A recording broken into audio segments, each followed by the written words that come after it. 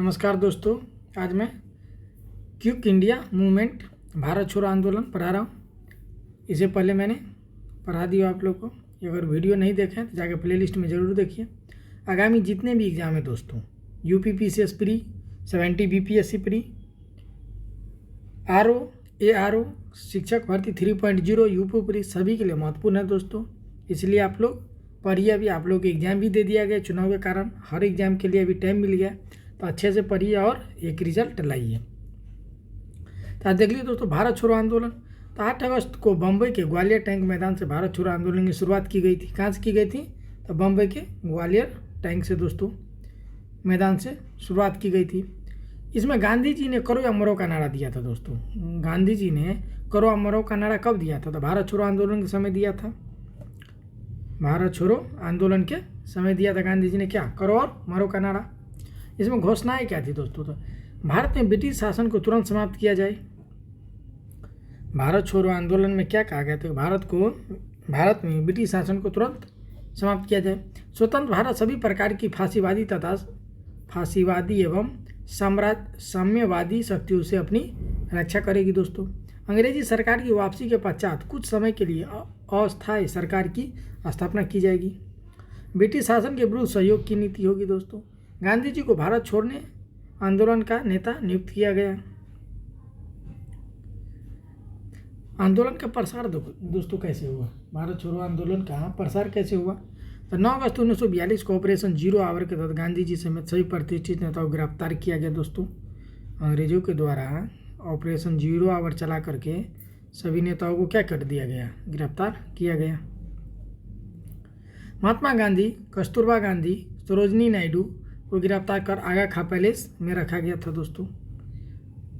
कांग्रेस को गैर कानूनी घोषित किया गया दोस्तों। किस समय? भारत छोड़ो आंदोलन के समय घोषित कर दिया गया।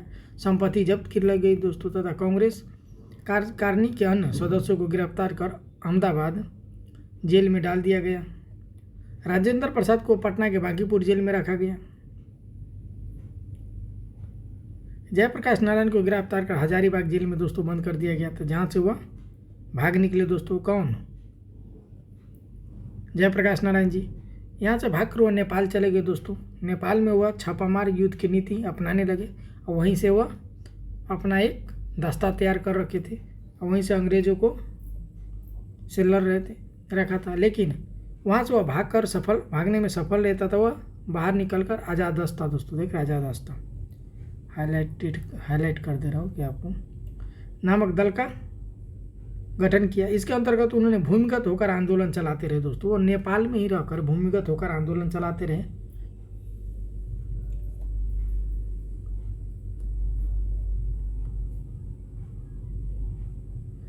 आंदोलन के द्वितीय पंक्ति के नेताओं ने इसी समय दोस्तों, आंदोलन के जो द्वितीय पंक्ति के नेता थे दोस्तों, द्वितीय पंक्ति के नेताओं ने नेतृत्व प्रदान किया, जिसमें से प्रमुख थे राम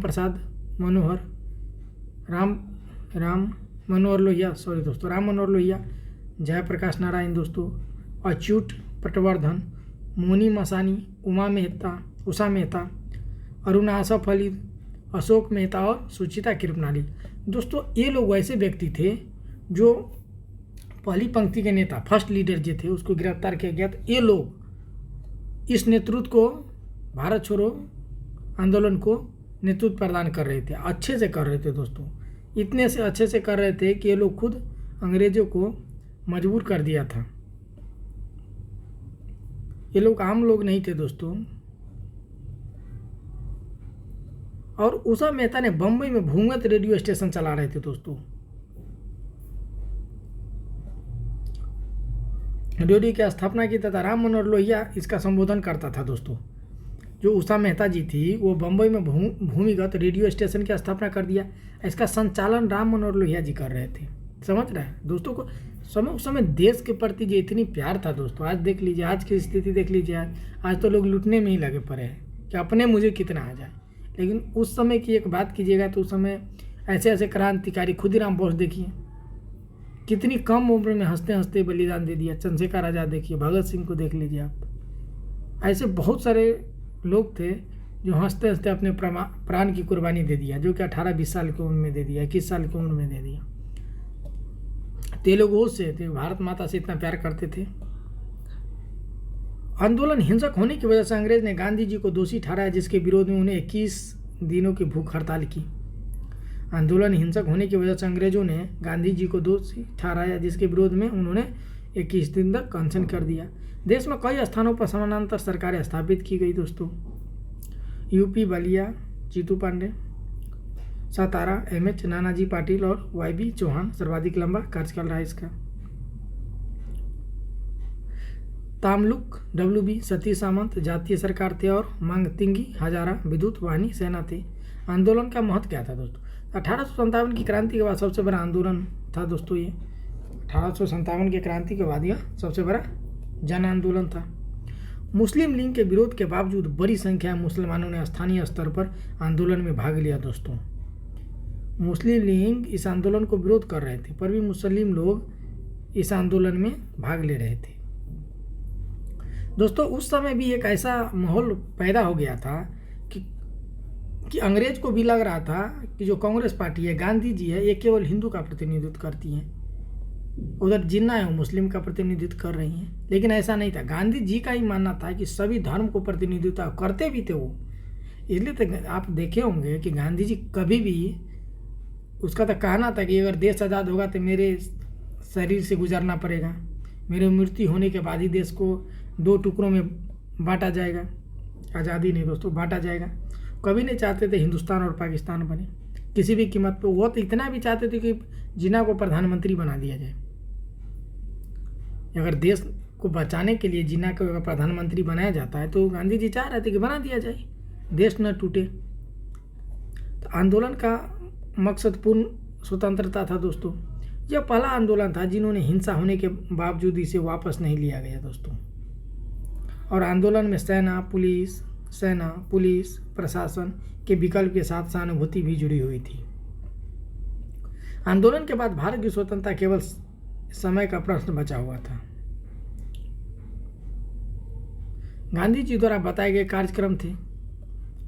गांधी जी ने हिंसा को तूल देने के लिए कुछ सुझाव दिए थे। तो क्या दिए थे? सैनिक को क्या बोले थे गांधी जी? तो सैनिक को बोले थे कि सैनिक नौकरी नहीं छोड़ेंगे, परंतु भारतीयों पर गोली चलाने से मना कर दे। मतलब कहना है कि सीधी हाथ से अगर घी ना निकले तो दोस्तों भारतीयों पर गोली न चलाए। तो देखिए कितनी सटीक बात बताया गया था इसके द्वारा दोस्तों, कि सैनिक नौकरी नहीं छोड़े परंतु भारतीयों पर गोली न चलाए। ये दिमाग से मतलब काम लिया जा रहा था। सरकारी सेवक नौकरी न छोड़े परंतु कांग्रेस के प्रति समर्पित दिखाए। नौकरी न छोड़े लेकिन समर्पित दिखाना। छात्र को क्या, यदि आत्मविश्वास हो तो पढ़ाई छोड़े। अगर आत्मविश्वास है कि पढ़ाई के अलावा भी आप कुछ कर सकते तो पढ़ाई छोड़े, अन्यथा पढ़ते रहे। किसान को क्या कहेगा? यदि जमींदार सरकार को विरोधी हो तो उसे लगान दे, और यदि सरकार का समर्थन हो तो लगान देना मना कर दें। रियासतों की जनता, यह गांधी जी का दिमाग था दोस्तों। यदि राजा सरकार की विरोधी है तो उसका साथ दें। रियासतों का राजा अपने अपने क्षेत्र की जनता के संप्रभुता को स्वीकार करें। तो दोस्तों इतनी अच्छी बात कहा गया था कि उग्र नहीं होना है लेकिन दिमाग से काम लेना है। समझ रहे हैं कि सांप भी मर जाए लाठी ना टूटे। यही बात यहाँ फॉलो करना था और किया भी जा रहा था यही बात। आंदोलन के विचार क्या था? तेज बहादुर सप्पू अति उदारवादी नेता थे। भारत छोड़ो आंदोलन के अविचरित्र तथा सामायिक हैं। डॉक्टर भीमराव अम्बेडकर, कानून व व्यवस्था को कमजोर करना और पागलपन है जब दुश्मन हमारी सीमा पर है। अम्बेडकर साहब का कहना था ये।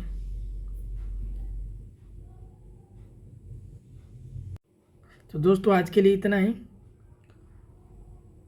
अगर वीडियो अच्छा लगे तो दोस्तों प्लीज़ लाइक सब्सक्राइब और शेयर जरूर कीजिए, क्योंकि आगामी इतने सारे एग्जाम हैं, आपके लिए सुनहरा मौका है। चुनाव होने के बाद आप जान रहे हैं सेंट्रल गवर्नमेंट में ही वैकेंसी आने वाली नहीं, सरकार सुस्त पड़ जाती है। तो आपके पास अभी बहुत अच्छा अपॉर्चुनिटी है। आप दिल लगा के पढ़िए, मन लगा के पढ़िए। अगर संभव हो सके कि रूम में पढ़ाई ना हो, जो गांव में रहते हैं दोस्त नहीं हो, चाहे जो शहर में भी रहते रूम लेके रहते हैं, जैसे मुखर्जी नगर, पटना, कहीं भी आप रहते हैं, इलाहाबाद, कहीं भी आप रह रहे हैं, वहाँ पे वीडियो अगर आप देख रहे हैं तो अगर आप संभव नहीं है रूम में तो कोई नहीं, 1-2 महीना आप लाइब्रेरी की सहायता लीजिए और वहाँ जाके पढ़िए। वहाँ तो आप दूसरे को देखिएगा तो वहाँ कम से कम देख के भी तो पढ़ाई कीजिएगा। वहाँ पे अच्छे अच्छे लड़के भी मिलेंगे आपको लगता होगा रूम में कि मैं बहुत पढ़ाई कर रहा हूँ। वहाँ पे आपको जब मिलेगा टेस्ट चीज मारिए, टेस्ट बुक आती है, एक टेस्ट बुक आती है, या आप ऑफलाइन भी खरीद के मारते रहिए। इससे होगा कि आपको कितना आता है क्या नहीं। आप इतना दिन से पढ़ रहे हो तो मारिए ना, अभी क्या दिक्कत है। यूपीएससी का प्रीवियस ईयर सॉल्व कीजिए। आप पीसीएस का भी आप लेवल उस स्तर पर चला गया कि आप यूपीएससी का भी क्वेश्चन सॉल्व कीजिए ना प्रीवियस ईयर का, और नहीं कुछ करना है 2-3 को पीसीएस का उठा लीजिए क्वेश्चन प्रीवियस ईयर सारा, बीपीएससी का, यूपी पीसीएस का, एमपी पीसीएस का, और उसको मारिए। क्यों नहीं निकलेगा एग्जाम दोस्तों, निकलेगा। तो आज के लिए इतना ही। वीडियो अच्छा लगता है तो लाइक, सब्सक्राइब और शेयर जरूर कीजिए दोस्तों। जुड़िए, आप लोग जुड़ते नहीं, अधिक से अधिक लोग जुड़िए।